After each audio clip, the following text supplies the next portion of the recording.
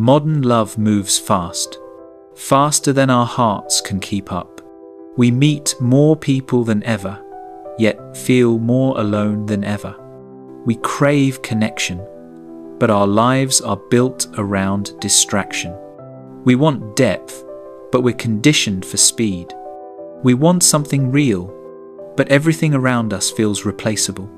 Somewhere, quietly, love stopped feeling like a journey and started feeling like a moment we're afraid won't last. We swipe through faces without learning their stories. We confuse attention with affection. We disappear instead of communicating. And we question why nothing seems to stay. Here's the truth. Love didn't become temporary. Our environment did. To understand it, we have to look at what's reshaping the way we connect. Modern dating begins with a promise that somewhere among thousands of faces, there is someone perfect for us. Someone more aligned, more attractive, more available, more exciting. And all we have to do is keep looking. But the mind was never built for endless options. It was built for meaningful ones. When you're presented with an infinite catalogue of potential partners, your brain does something subtle. It stops focusing on what's in front of you and starts fixating on what's missing. You meet someone kind, someone curious, someone you genuinely enjoy, and instead of sinking into the connection, a quiet question appears in the back of your mind. But could there be someone better? Not because you're shallow, not because you can't commit, but because an environment of infinite choice trains your nervous system to stay on alert, to keep scanning, evaluating, comparing, even when you don't want to. Choice overload doesn't just paralyze decision-making. It erodes emotional presence. You can't fully connect with someone if part of you is still searching.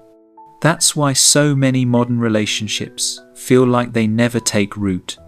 Not because the people are wrong for each other, but because both are living in a mental space where nothing feels worth choosing, when everything feels endlessly replaceable. And yet, here's the deeper truth. Most people aren't struggling to find someone. They're struggling to stop looking, because stopping means choosing. And choosing means letting go of the fantasy that something better is always one swipe away. But real intimacy requires that letting go. It requires presence.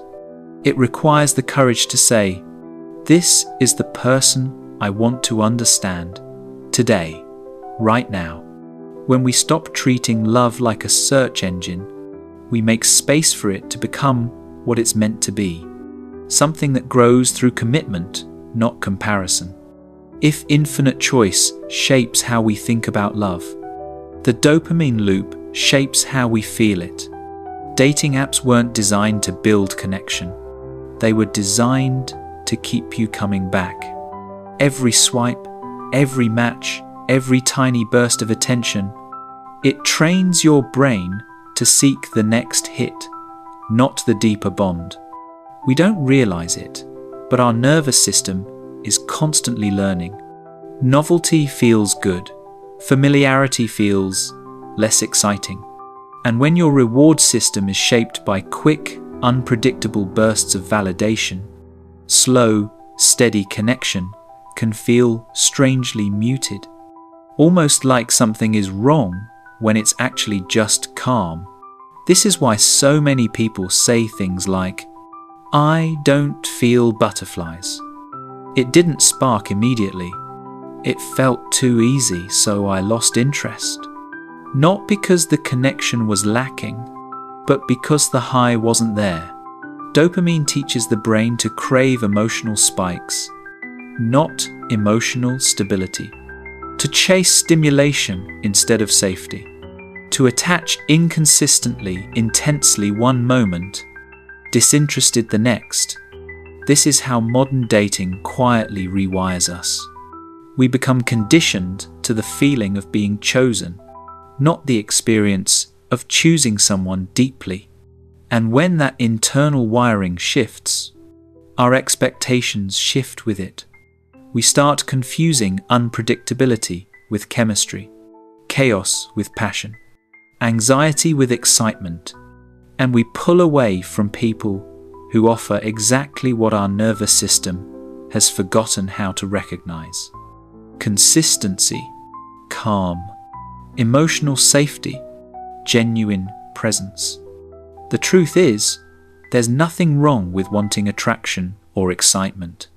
But when our reward system is constantly overstimulated, we lose the ability to appreciate the slower, quieter qualities that make love last.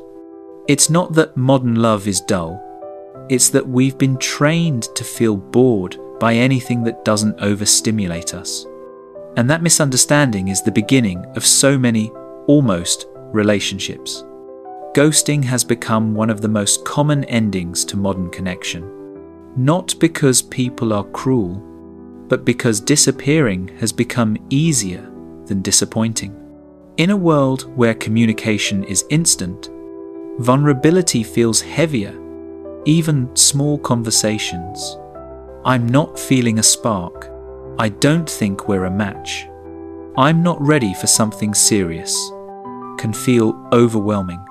So instead of facing emotional discomfort, many people step quietly out of the picture. Ghosting isn't always rejection.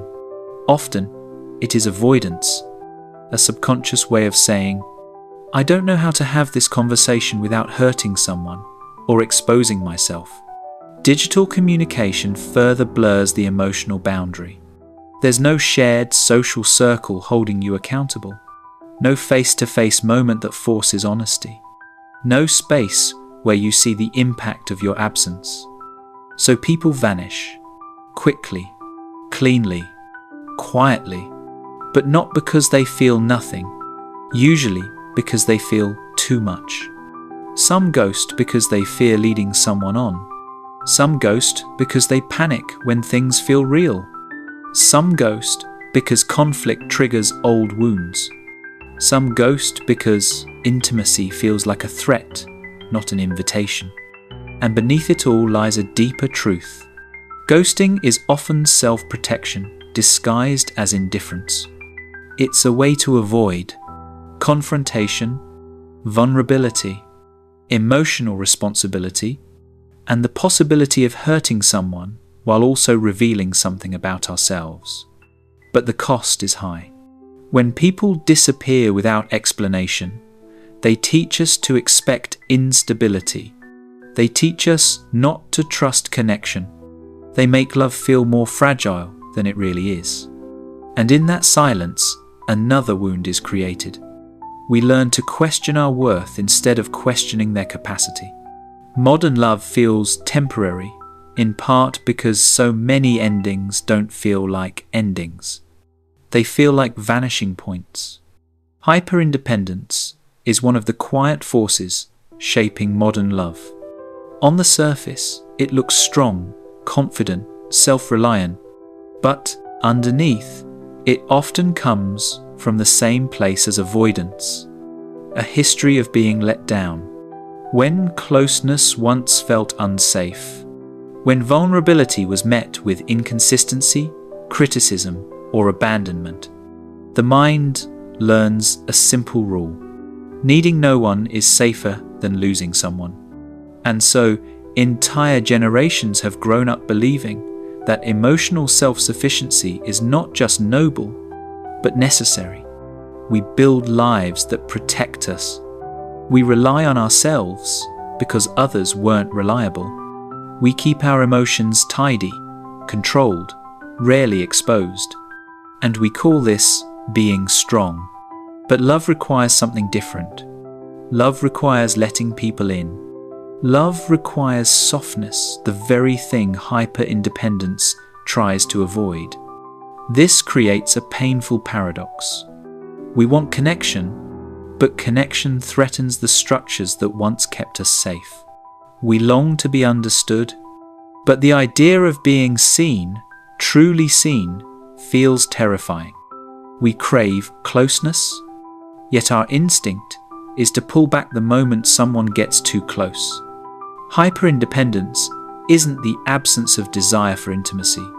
It's the presence of fear around it. Fear of being judged, fear of being disappointed again, fear of depending on someone who might not stay. And so we enter relationships with our guard up, confusing emotional walls with emotional maturity. We choose partners who feel safe because they stay at a distance, avoidant, unavailable, unattached, mirroring the space we maintain ourselves. Modern love feels temporary, partly because many of us never fully arrive. We stay half present, half guarded, half open, hoping someone will break through the walls we built to survive. But connection can't reach a heart that's still in self-protection mode. To experience real intimacy, we eventually have to confront the question hyper-independence tries to avoid. What would happen if I let someone truly see me? There's a kind of exhaustion in modern dating that people don't talk about enough. Not heartbreak. Burnout. The fatigue that comes from trying, hoping, connecting, and starting over again and again. Most people aren't cold. Most aren't commitment phobic. Most aren't uninterested. They're tired. Tired of investing in connections that fade without explanation. Tired of getting close only for someone to disappear. Tired of opening up, only to feel like they're starting from zero the next month. Tired of caring more than the other person. Tired of being almost with people who never become actual partners. This emotional fatigue changes the way we show up. We start protecting ourselves by engaging less, feeling less, risking less. We build micro walls. We pull back at the first sign of disappointment. We lose patience faster. We assume the worst before giving things time to unfold. And slowly, without realizing it, we begin to approach potential partners with a kind of emotional neutrality, not because we don't want connection, but because we don't have the energy to get hurt again. Burnout makes every new person feel heavier than they should. Instead of curiosity, there's caution. Instead of excitement, there's analysis. Instead of, I hope this works, there's, I don't know if I can do this again. It's not that we've stopped believing in love. It's that we've been worn down by almost love, by temporary connections that felt promising, then evaporated, by the emotional whiplash of getting close and losing someone before the story even started. Emotional burnout makes love feel temporary because we've learned repeatedly that temporary is the norm. But here's the quiet truth beneath the fatigue. You're not tired of love. You're tired of the version of dating that never gives it a chance to grow. We live in a world overflowing with options. Yet somehow, love feels scarce. It's a strange paradox. When everything is available, nothing feels secure. When choice is endless, connection feels fragile. And when everyone seems one swipe away, no relationship feels fully ours. This is the scarcity illusion. The fear that if we commit to one person, we might lose someone better who could arrive tomorrow. It's not a conscious thought. It's a quiet tension beneath the surface. A sense that choosing means missing out. That settling in means giving something up. That love is a gamble with too many variables. But here's the truth. Humans aren't wired for abundance without meaning. Our brains evolved to form bonds through time, effort, and consistent presence, not through perpetual comparison. When the mind becomes focused on possibility, it becomes less anchored in reality. We stop seeing the person in front of us and start seeing the versions we've imagined, the ones who fit our preferences perfectly, the ones who don't have flaws, the ones who live only in our minds.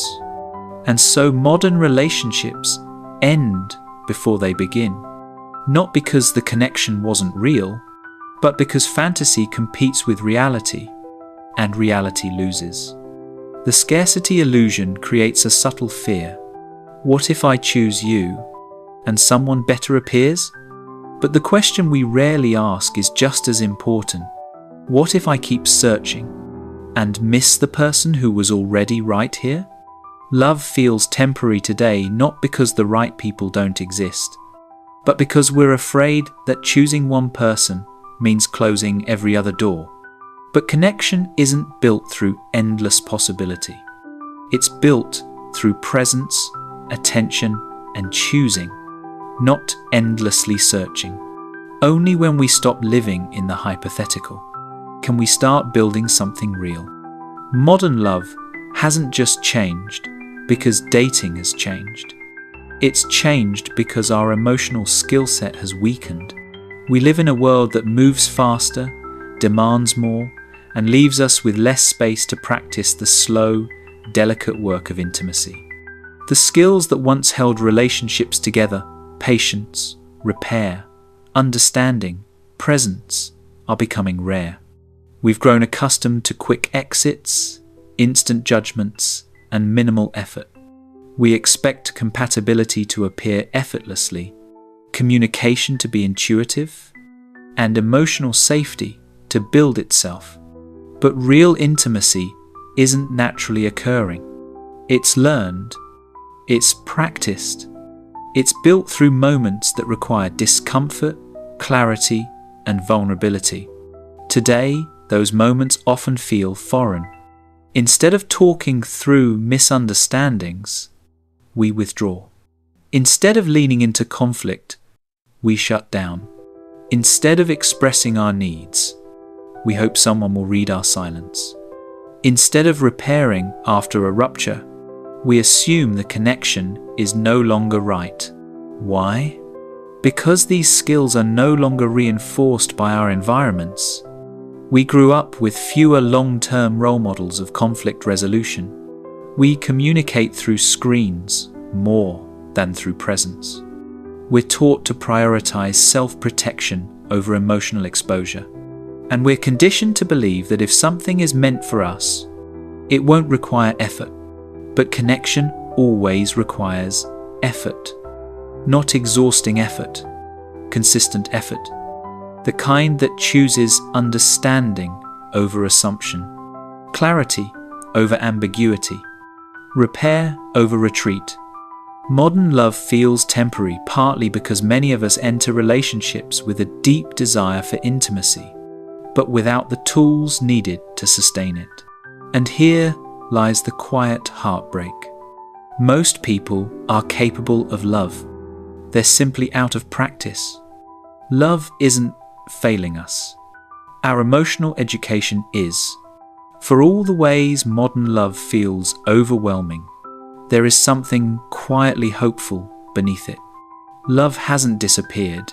It's just harder to access in the world we live in. But love becomes real again the moment we begin relating differently. Not faster, not more perfectly, just differently. Love starts to feel lasting when we move from constant scanning to intentional choosing. When we shift from chasing stimulation to valuing steadiness. When we learn to sit in the quiet parts of connection without assuming something is wrong. When we stop treating relationships like performances and allow them to be conversations instead. Love becomes real when we practice presence, paying attention to how someone speaks, listens, feels, and shows up. When we give people space to be imperfect, instead of expecting constant emotional highs. When we let connection unfold at a pace that allows depth, not just chemistry. And perhaps the most important shift, love becomes real when we learn to trust again. Not blindly, not immediately, but gradually, with intention. Trust built through small consistencies, tiny repairs, moments where we choose honesty over distance. In a world that teaches us to keep moving, love becomes meaningful the moment we stay. Stay curious. Stay open. Stay with the discomfort long enough to understand it. Stay long enough to see someone beyond their first impression. Stay long enough to let a real story form. Modern love feels temporary because the world around us moves at the speed of distraction. But connection, real connection, still grows at the speed of humanity. Slow, intentional, present, chosen. And when we create space for that kind of love, we discover something surprising. Love was never temporary. We were just moving too fast to feel it. Modern love wasn't meant to feel disposable. It wasn't meant to feel like a cycle of almost connections, fading sparks, and unfinished stories. It feels temporary today because the world asks our hearts to move at a pace they were never built for. But beneath all the noise, the patterns, the burnout, and the fear, something steady still exists. Something real still wants to grow. Love becomes clearer when we slow down enough to feel it.